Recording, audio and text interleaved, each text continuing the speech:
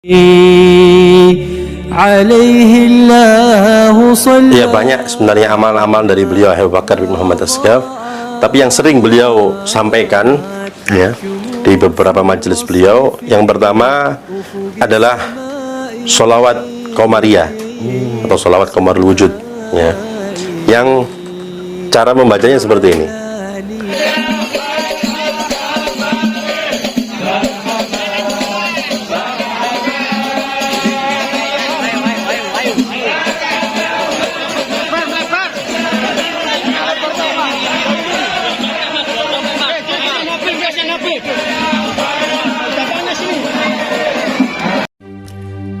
Musahabatur rijali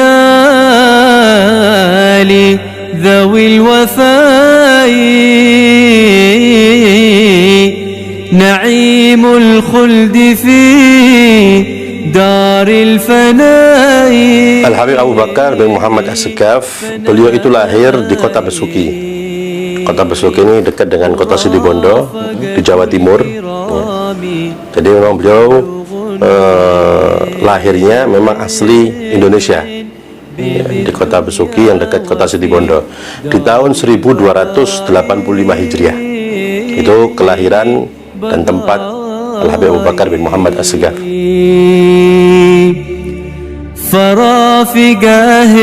Dari segi pendidikan, beliau itu yang pertama mulai kecil sudah ditinggal wafat oleh ayahnya. Jadi ayahnya itu wafat ketika beliau kurang lebih berusia 2 tahun, sehingga dididik oleh ibunya. Dan pertama kali beliau menimba ilmu, mendapatkan pendidikan tentunya dari ibunya sendiri dan ulama-ulama Jawa yang ada di kota Besuki ketika itu. Bahkan disebutkan beliau itu menghatamkan Al-Quran di usia 7 tahun. Kemudian nenek beliau, itu ibu dari abah beliau, meminta beliau untuk melanjutkan pelajarannya di negeri Hadramut, sehingga di usia ke-8 kurang lebih beliau berangkat ke Hadramut, tepatnya di kota Siwun ya, atas permintaan nenek beliau tadi itu, ditemani oleh Syekh Muhammad Bazmul. Berangkat ke negeri Hadramut, tempatnya di kota Siwun, untuk belajar ilmu agama, memperdalami syariat-syariat Nabi Muhammad SAW. Sehingga ketika beliau di negeri Hadramut, beliau pun mengatakan dalam kalam beliau, majmu' kalam beliau, setiap saya masuk satu kota di Hadramut atau desa, saya menimba ilmu dari ulama-ulama yang ada di sana. Tidak satu kota, satu desa kecuali saya masuk ke dalamnya dan saya menimba ilmu dari orang-orang yang soleh di sana dan ulamanya.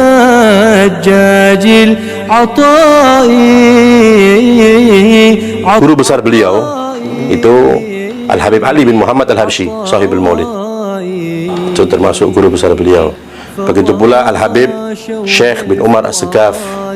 Begitu pula Al-Habib Abdullah bin Umar As-Segaf, yang Habib Abdullah ini termasuk paman beliau ya, paman beliau sendiri, Syekh Tarbiyah bahkan untuk Habib Bakar bin Muhammad As-Segaf. Kemudian juga beliau termasuk guru besar beliau Al-Habib Idrus bin Umar Al-Habsyi, Al-Habib Ahmad bin Hasan Al-Lattas, Al-Habib Abdurrahman bin Muhammad Al-Masyhur Sahibul Bughyah. Ini termasuk guru-guru beliau yang ketika beliau belajar di negeri Hadramut. Ketika beliau selesai menimba ilmu di negeri Hadramut, bahkan ketika di sana beliau sempat dinikahkan oleh Al-Habib Ali bin Muhammad Al-Habsyi, gurunya. Habib Ali yang meminang untuk beliau dan bahkan yang membiayai pernikahan beliau itu gurunya sendiri, Al-Habib Ali bin Muhammad Al-Habsyi. Di dalam majmu' kalam beliau mengatakan, Habib Bakar, ketika saya minta izin untuk pulang ya, fid dhahir Al-Habib Ali tidak mengizinkan saya, tapi fil batin beliau mengizinkan saya. Bahkan beliau mungkin sempat berguru Habib Ali Habsyi kepada beliau, kalau ente kepingin zuat lagi, anak kawinkan ya, mau menikahkan lagi Habib Ali Habib Bakar bin Muhammad As-Segaf. Ini termasuk bagaimana cinta guru beliau dengan Al-Habib Abu Bakar bin Muhammad As-Segaf. Nah, Beliau ketika menimba ilmu di Hadramut dan pulang ke Indonesia, itu kurang lebih usia beliau 17 tahun. Nah, ketika pulang, beliau itu bersama-sama Al-Habib Alwi bin Segaf As-Segaf Pasuruan, yang dimakamkan di Kebun Agung Pasuruan. Jadi ketika datang, beliau bersama Al-Habib Alwi bin Segaf As-Segaf.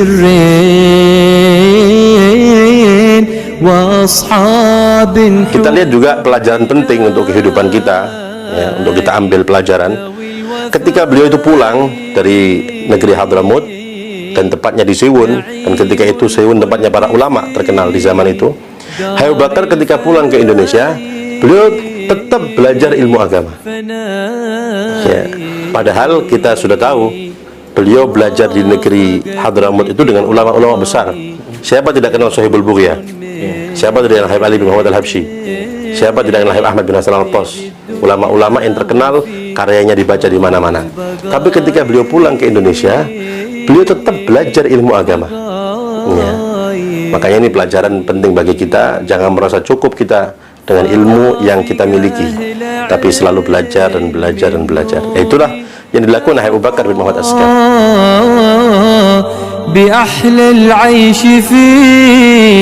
Daripada guru-guru beliau di Indonesia, Al-Habib Muhammad bin Idrus Al-Habsyi, termasuk guru beliau di Indonesia.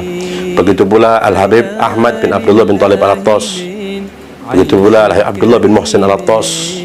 Begitu pula Al-Habib Abdul Qadir bin Qutban As-Segaf, termasuk Syekh Fatah buat Abu Bakar bin Muhammad As-Segaf. Begitu pula Al-Habib Muhammad bin Ahmad Al-Muhdar, Al-Habib Ahmad bin Muhsin Al-Haddar, Al-Habib Abu Bakar bin Umar bin Yahya, Al-Habib Abdullah bin Ali Al-Haddad Bangil. Nah, ini termasuk guru-guru beliau, di Indonesia. Jadi penting sekali kita menjadi orang yang selalu belajar dan belajar dan belajar. Itu dari studi Al-Habib Abu Bakar bin Muhammad As-Segaf.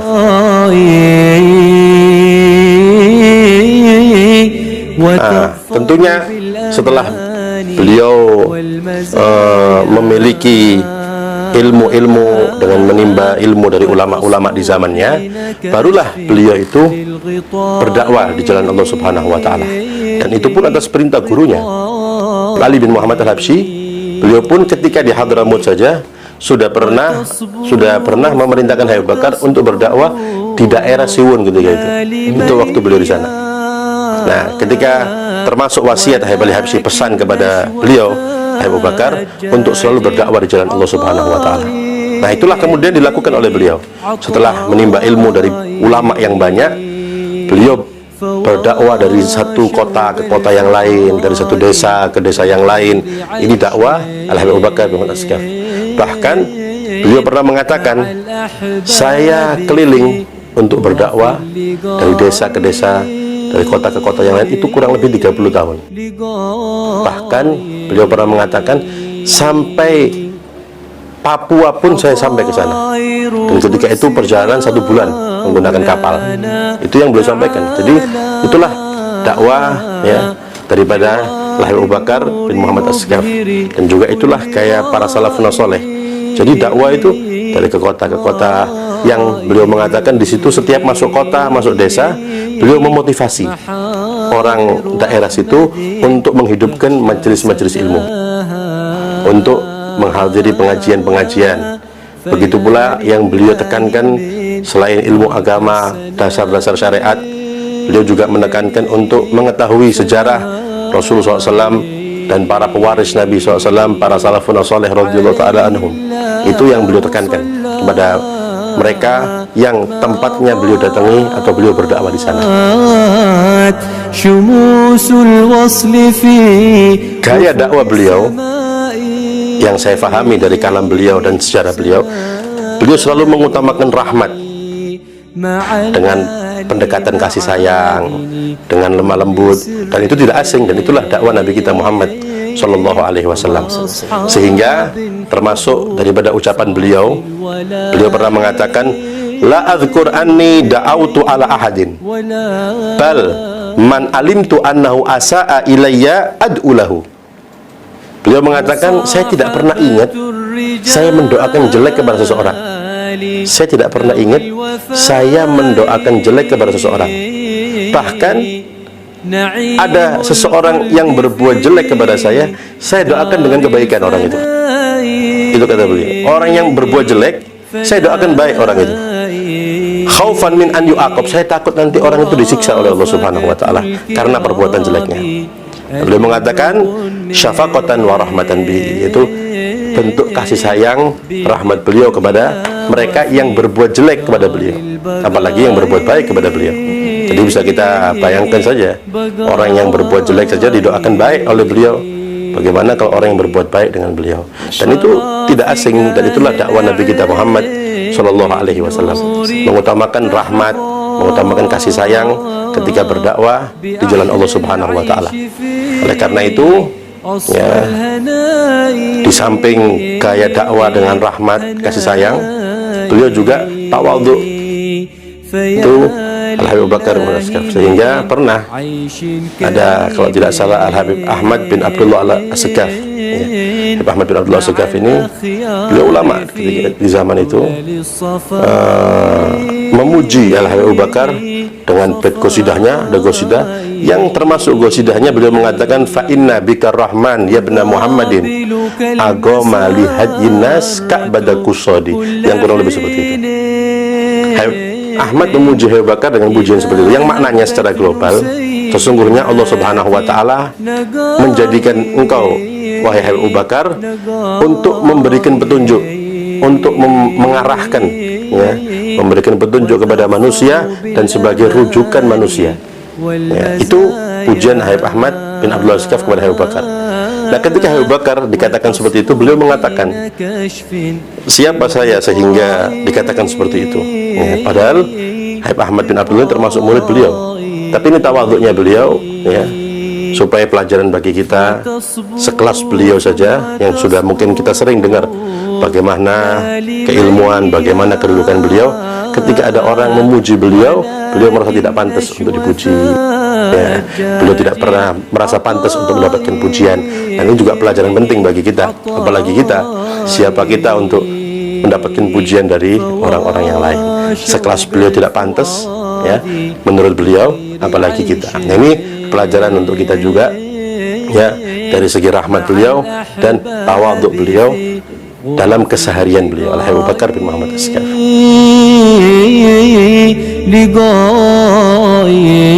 Yang pertama, Habib Bakar itu senang sekali dengan Al-Imam Ghazali dan kitab-kitabnya, khususnya kitab Ihya Ulumuddin. Bahkan Sayyidul Walid Al-Habib Husain bin Abdullah As-Sakaf, beliau pernah menjelaskan, yang menyebarkan, ya, Ihya di Indonesia ini adalah Al-Habib Bakar bin Muhammad As-Sakaf. Sehingga makanya beliau banyak membuka majelis-majelis Ihya di beberapa kota, ya, di Bangil contohnya, di Surabaya, dan di beberapa tempat. Jadi yang membuka majelis-majelis Ihya itu, yang menyebarkan, yang mengenalkan, itu Al-Habib Bakar bin Muhammad As-Sakaf. Karena memang beliau senang sekali dengan kitab Ihya Ulumuddin dan juga Al-Imam Al-Ghazali. Beliau pernah mengatakan dalam majmu' kalamnya tentang kitab Ihya Ulumuddin, bahwasanya kitab Ihya Ulumuddin ini adalah Dustur Sada Al-Alawiyin, adalah kitab pegangan, pedoman Sadah Alawiyin. Itu kitab Ihya Ulumuddin dari zaman Sayyidina Idrus Al-Akbar sampai zaman kita, kata beliau. Bahkan beliau juga menyebutkan kemuliaan, kekhususan, keistimewaan Ihya Ulumuddin. Beliau mengatakan, sirul Ihya, rahasia kitab Ihya, inna qira'atahu tajdubul qulub ilal khair. Yang kurang lebih seperti itu. Rahasia kitab Ihya itu, membaca kitab Ihya Ulumuddin, itu bisa menarik hati untuk melakukan kebaikan. Bacanya ini, dengan membaca itu kita bisa terdorong untuk melakukan kebaikan. Itu Habib Bakar mengatakan seperti itu. Bahkan di dalam ucapan beliau yang lain, beliau mengatakan, wa min khasiyati qira'atil Ihya annahu amanun li ahlil balad. Termasuk kekhususan membaca kitab Ihya Ulumuddin, itu bisa memberikan keamanan untuk suatu negeri, suatu kota. Wa hadza mujarrabun wa musyahad, kata beliau. Dan itu sudah mujarrab, dan itu sudah disaksikan. Itu kata Al-Habib Bakar bin Muhammad As-Sakaf. Makanya beliau senang sekali membaca kitab Ihya Ulumuddin, dan di rumahnya setiap hari beliau itu membaca, dan setiap tahun menghatamkan. Sampai sekarang diteruskan itu. Makanya di hall itu, sebelum hall 1 hari, itu ada hataman kitab Ihya Ulumuddin. Itu bukan yang baru, tapi mulai zaman Habib Bakar. Sehingga pernah As-Sayyid Abdurrahman, kalau tidak salah, Abdurrahman bin Segaf, beliau pernah bertanya langsung kepada Habib Bakar, Habib, antum ini berapa kali menghatamkan kitab Ihya Ulumuddin? Beliau menjawab, lebih dari 40 kali di rumah ini, di rumah beliau. Itu kata Habib Bakar. Jadi di zaman beliau sendiri menghatam kitab Ihya itu lebih dari 40 kali. Dan setiap menghatamkan beliau membuat jamuan. Dan sampai sekarang diteruskan, dan acara hataman Ihya kalau sekarang ini ya selalu 1 hari sebelum haul.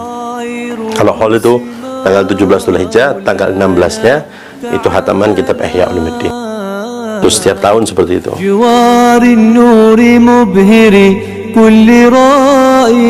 Adapun kedudukan beliau, saya teringat ucapan Al-Habib Ali bin Abdurrahman Al-Habsyi Kuitang. Beliau ketika bertemu dengan Habib Bakar, beliau mengatakan dan memberikan isyarat kepada Habib Bakar, hadza Ya'sub akhi fillah, unduru ilaihi fannadhar ilaihi ibadah. Kata Habib Ali, beliau mengatakan, ini adalah Ya'sub. Ya'sub itu ratu lebah, pemimpin lebah ya, saudaraku, kata beliau. Maka pandanglah kalian kepadanya, karena dengan memandang beliau adalah ibadah. Nah, yang saya pahami ucapan Habib Ali bin Abdurrahman Al-Habsyi Kuitang ini dari Sayyidul Walid Al-Habib Husain bin Abdullah Segaf, maksudnya Habib Bakar itu ratu lebah karena beliau adalah pemimpin para aulia di zamannya.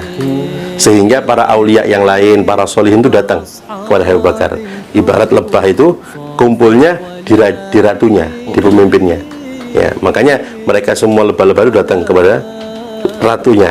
Nah, para aulia di zaman itu datangnya kepada Habib Bakar bin Muhammad As-Sigaf. Makanya saya teringat ucapan beliau Al-Habib Husain Sayyidul Walid. Beliau mengatakan, saya ini bersyukur ditakdirkan menjadi orang Gresik, karena dengan saya tinggal di Gresik, saya bisa ketemu dengan para aulia, para solihin. Cukup saya nunggu di rumah Habib Bakar, ketemu Al-Habib Fulan datang, Habib Husain datang, Habib Alwi datang, para aulia, para solihin datang, karena pasti ke Habib Bakar. Jadi saya banyak ketemu para aulia, para solihin itu di rumahnya Habib Bakar. Itu kata Al-Habib Husain bin Abdullah As-Sigaf ya. Makanya beliau mengatakan, saya bersyukur ya, dijadikan orang Gresik, kata Habib Husain. Nah, maka insya Allah sebagaimana Habib Bakar itu menjadi rujukannya para aulia, para solihin di zamannya, maka insya Allah di hall beliau ini pun yang datang juga para aulia, para solihin.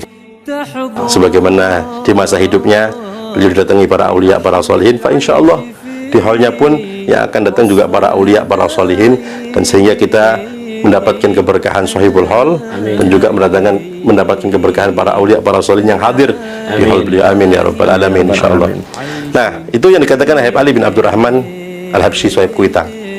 Begitu pula banyak para aulia yang mengatakan kedudukan Habib Bakar, bahkan guru-gurunya pun mengakui ya. Al-Habib Ali bin Muhammad Al-Habsyi ya, beliau pernah memuji, memberitahukan tentang bagaimana makom beliau Habib Bakar ya.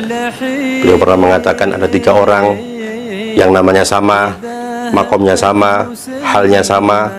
Yang pertama, kalian tidak melihat karena sudah meninggal lama, Habib Abu Bakar Al-Idrus.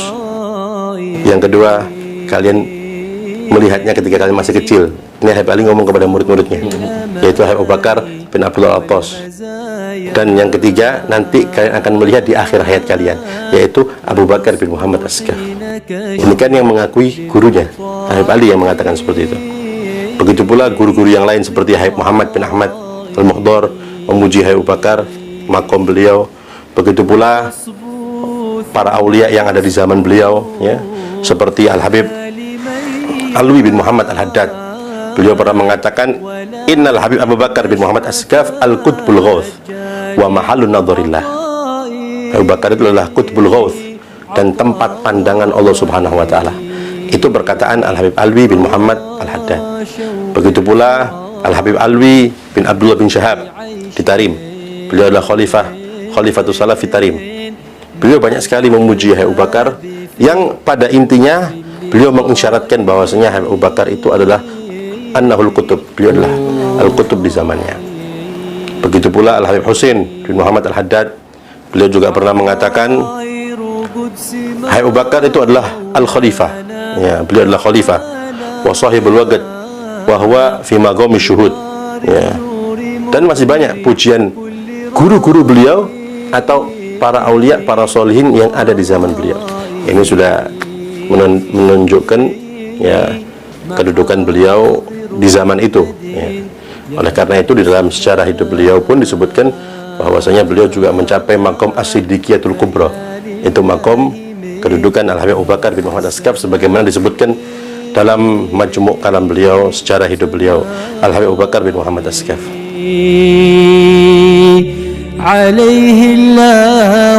Ya, banyak sebenarnya amal-amal dari beliau Abu Bakar bin Muhammad As-Saqqaf, tapi yang sering beliau sampaikan, ya, di beberapa majelis beliau, yang pertama adalah sholawat Qamariyah atau sholawat Qamarul Wujud, ya, yang cara membacanya seperti ini: Bismillahirrahmanirrahim, Alhamdulillahirabbil alamin, innallaha wa malaikatahu yusholluna 'alan nabi, ya ayyuhalladzina amanu shallu 'alaihi wa sallimu taslima, Allahumma shalli 'ala sayyidina Muhammadin qamaril wujud fi hadzal yawm wa fi kulli yawm wa fi yaumil mau'ud sirran wa jahran fid dunya wal ukhra wa 'ala alihi wa sahbihi wa sallim. Itu dibaca 10 kali setelah salat subuh. Nah, salat subuh wirid, kemudian baca itu 10 kali. Ada juga sholawat Abu Bakar yang sering juga beliau ijazahkan: Bismillahirrahmanirrahim, Allahumma sholli ala sayyidina Muhammadin qamaril wujud alladzi badara fid dunya wal ukhra wa ala alihi wa sahbihi wa sallim. Itu dibaca 3 kali. Begitu pula beliau juga menjazahkan setiap selesai sholat membaca Al-Fatihah 1 nafas. Begitu pula membaca Alam Nashrah 3 kali setelah selesai sholat. Ini yang sering beliau ijazahkan kepada murid-murid beliau, santri-santri beliau, dan masih banyak sebenarnya ijazah-ijazah amalan-amalan beliau Al-Habib Abu Bakar bin Muhammad As-Saqqaf.